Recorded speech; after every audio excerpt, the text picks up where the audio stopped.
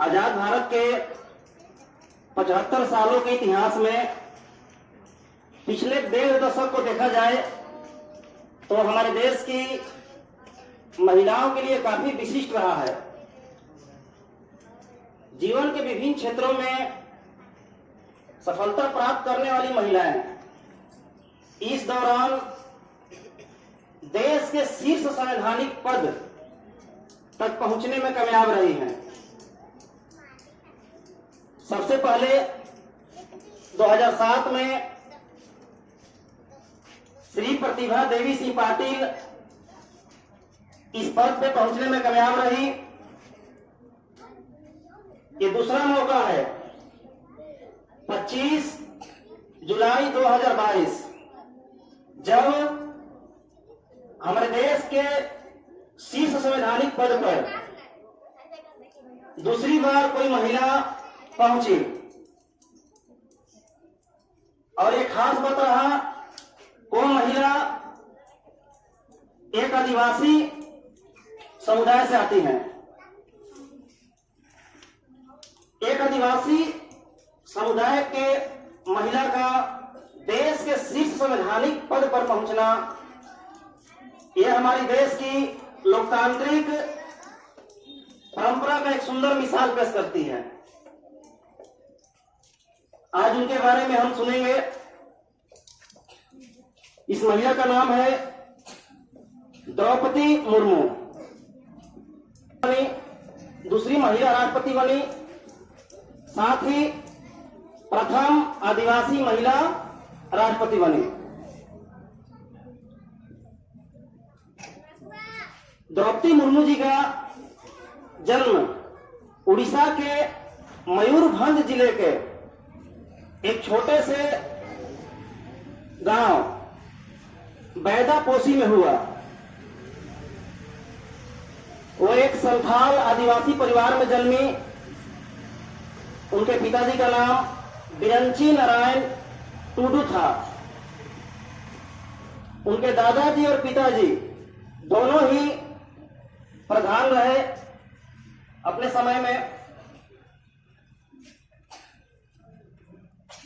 द्रौपदी मुर्मू जी का शुरुआती जो शिक्षा रहा वो उस समय उनके गांव के बगल के गांव का स्कूल से रहा, जहां सिर्फ प्रारंभिक शिक्षा की व्यवस्था थी। वो 8वीं तक की पढ़ाई पूरी करने के बाद जब आगे पढ़ाई करने की बारी आई तो उनके गांव के अगल बगल क्षेत्र में कहीं माध्यमिक शिक्षा का कोई व्यवस्था ही नहीं था। लेकिन वो बचपन से ही एक तेज छात्रा रही। आगे भी उनको पढ़ने का ललक था। एक घटना घटी कि उस समय गांव में कुछ नेता और पदाधिकारी लोग आए हुए थे, तो उन्होंने अपनी समस्या उन लोगों के सामने रखा। एक छोटी सी लड़की जो 8वीं क्लास पास है कि हमको आगे पढ़ना है, हमारे गांव या क्षेत्र में कहीं आगे पढ़ने की व्यवस्था नहीं है, लेकिन मुझे आगे पढ़ाई करना है, आप लोग इसकी व्यवस्था कीजिए। तो उस समय उनके गांव से 313 किलोमीटर दूर जो उड़ीसा की राजधानी भुवनेश्वर है, वहां पर उनका नामांकन करा दिया गया। एक माध्यमिक विद्यालय में वो अपने गांव से 313 किलोमीटर दूर पढ़ने चली गई, हाई स्कूल की पढ़ाई करने। वहां पे स्कूल में ही छात्रावास था SC/ST का, जहां SC/ST के बच्चे वहां रह के छात्रावास में पढ़ाई कर सकते थे। तो वहां उन्होंने अपनी 2 साल की शिक्षा पूरी की। 10वीं पास करने के बाद 1975 में भुवनेश्वर में ही रामा देवी महिला कॉलेज में इंटरमीडिएट में उनका एडमिशन हुआ, जो कि रामा देवी महिला कॉलेज आज के समय में रामा देवी विश्वविद्यालय बन गया है। वहां 2 साल की इंटरमीडिएट और पहले 2 साल का ही स्नातक हुआ करता था, अभी 3 साल का होता है। तो 2 साल की स्नातक की पढ़ाई भी रामा देवी महिला कॉलेज से ही पूरी की। उनकी साथ में पढ़ी हुई उनकी सहेलियां बताती हैं वो अपने पढ़ाई के समय में पढ़ने में तो काफी अच्छी थी ही, काफी सहयोगी भी थी, और साथ ही साथ विद्यालय के सभी कार्यक्रमों में, चाहे वो संगीत का कार्यक्रम हो, नृत्य का कार्यक्रम हो, नाटक का कार्यक्रम हो, सभी कार्यक्रमों में वो बढ़ चढ़ के हिस्सा लेती थी। काफी रुचि रखती थी इन सभी चीजों में। 1979 में स्नातक की शिक्षा पूरी करने के बाद उसी साल उनकी नौकरी लग गई उड़ीसा सरकार के सिंचाई विभाग में क्लर्क के पद पर।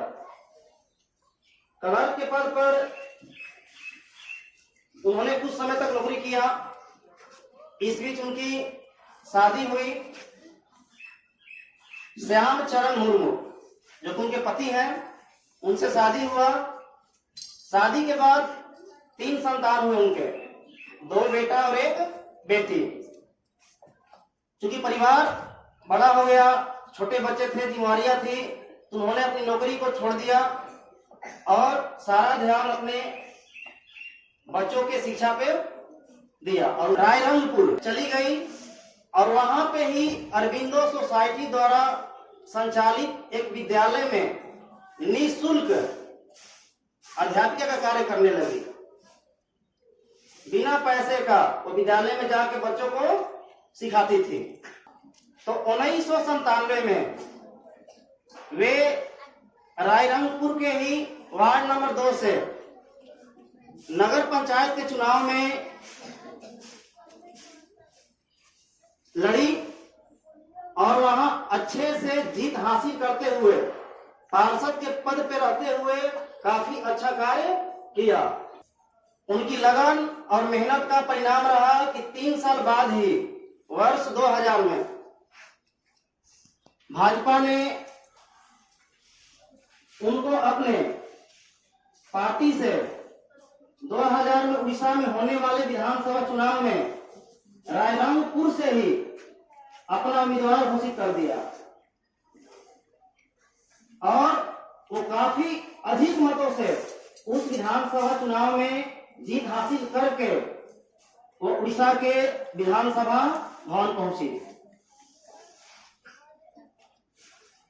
ये पहली बार जीत के गई थी, फिर भी इनकी योग्यता को, इनकी मेहनत को, समाज के प्रति इनकी सेवा को देखते हुए इनको उस समय मंत्री बना दिया गया।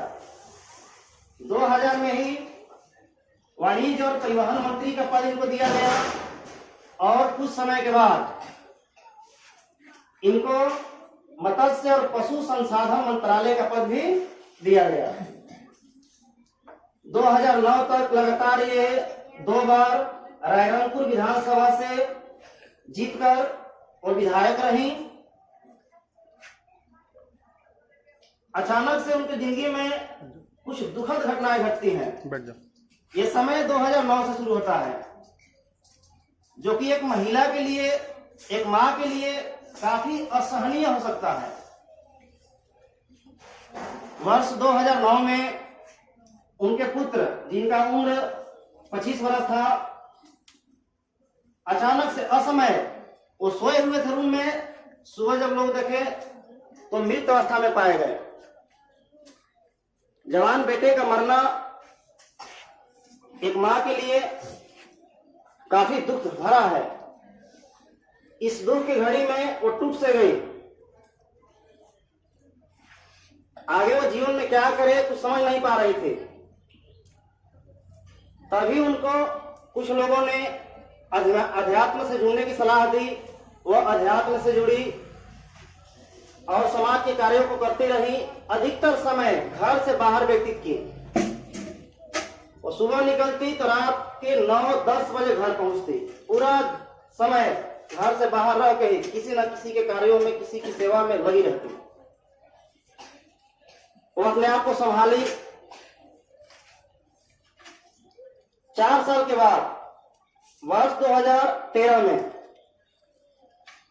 अचानक उनके दूसरे पुत्र का भी एक रोड एक्सीडेंट में मृत्यु हो जाती है। 2 ही बेटे थे, दोनों बेटे अब नहीं रहे। किसी माँ के लिए ये असहनीय है। वो डिप्रेशन में चली गई, उनके साथ साथ उनके पति भी डिप्रेशन में चले गए। तभी ब्रह्म कुमारी संस्था, जो एक आध्यात्मिक संस्था है, ब्रह्म कुमारी समाज सेवा करता है, उस संस्था के कुछ महिलाएं वहां पहुंचती हैं उनके घर, उनको हिम्मत देती हैं, अपनी संस्था लेके जाती हैं, घर से उनको दूर रखने की कोशिश करती हैं। इस दुख की घड़ी से वे उनको निकालने की कोशिश करती हैं। 2 पुत्र खोदी, ये लाखों पुत्र आपके अभी पड़े हुए हैं, आपको उनके लिए जीना है।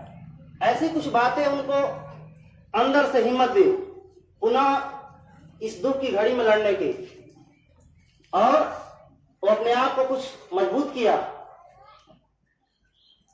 अगले ही साल 2014 में उनकी पति की मृत्यु हो जाती है, क्योंकि वो भी डिप्रेशन में चले गए थे, वो अपने आप को संभाल नहीं पाए। तो ये 5 साल का समय, 2009 से 2014 तक 2 पुत्र, पति, और क्योंकि उनकी मां भी इसी समय 2013 में ही वो भी मृत्यु को प्राप्त की थी, फिर से इन दुखों से लड़ते हुए खड़ा किया और हिम्मत के साथ फिर समाज सेवा के कामों में लग गई। वर्ष 2015 फिर से उनके जीवन में एक नया मोड़ आता है, जब हमारे देश में 14 में भाजपा की सरकार बनती है, तो 15 में उनको झारखंड राज्य में राज्यपाल बना के भेजा जाता है। वो झारखंड राज्य की प्रथम महिला राज्यपाल बन के गई, और साथ ही हमारे देश के किसी भी राज्य की प्रथम आदिवासी महिला राज्यपाल भी बनी। ये भी गौरव प्राप्त हुआ माननीय द्रौपदी मुर्मू जी को। वे झारखंड में 6 सालों तक 2021 तक इस पद पे राज्यपाल का कार्य की। वो एक ब्रह्म कुमारी संस्था से जुड़ गई थी, तो समाज से इतना उनका जुड़ाव हो गया था, लगाव हो गया था। उनके पति का करोड़ों का संपत्ति, जो भी घर था, प्रॉपर्टी एक्स्ट्रा जो भी, सब कुछ उस संस्था को दान में दे दिया। जब राष्ट्रपति का चुनाव आया तो एनडीए ने माननीय द्रौपदी मुर्मू जी को अपना राष्ट्रपति का उम्मीदवार घोषित किया, और इस चुनाव में उन्होंने अपने प्रतिद्वंदी यशवंत को हराकर हमारे देश की 15वीं राष्ट्रपति, दूसरी महिला राष्ट्रपति तथा प्रथम आदिवासी महिला राष्ट्रपति बनने का गौरव प्राप्त किया। इतना ही नहीं, वे स्वतंत्र भारत में जन्मी हमारे देश की प्रथम राष्ट्रपति हैं। साथ ही उड़ीसा राज्य से भी राष्ट्रपति बनने वाली वो प्रथम व्यक्ति हैं। ये सभी एक समाज के सबसे निचले समुदाय से आने वाले किसी व्यक्ति के लिए देश के शीर्ष पद तक पहुंचना, ये सभी हमारे देश की लोकतांत्रिक परंपरा का एक सुंदर नमूना पेश करता है। हम सभी को या देश की करोड़ों महिलाओं को यह गौरवान्वित होने वाली बात है कि वे सभी भी अपने जीवन में समस्याओं से जूझते हुए, संघर्ष करते हुए आगे बढ़ने का हौसला इनसे ला सकती हैं। छोटी छोटी समस्याओं से अपने आप को दुखित, पीड़ित, असहाय महसूस न करके उनसे लड़कर जीवन में आगे बढ़ने की प्रेरणा ले सकती है। इन्हीं शब्दों से हम अपनी बातों को विराम देते हैं। धन्यवाद।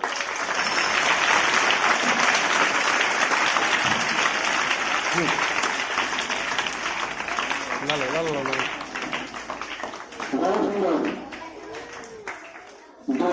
के बारे में लाल दबाए ना जानकारी प्राप्त हो गई। ये वाला दबा दें। हाँ हाँ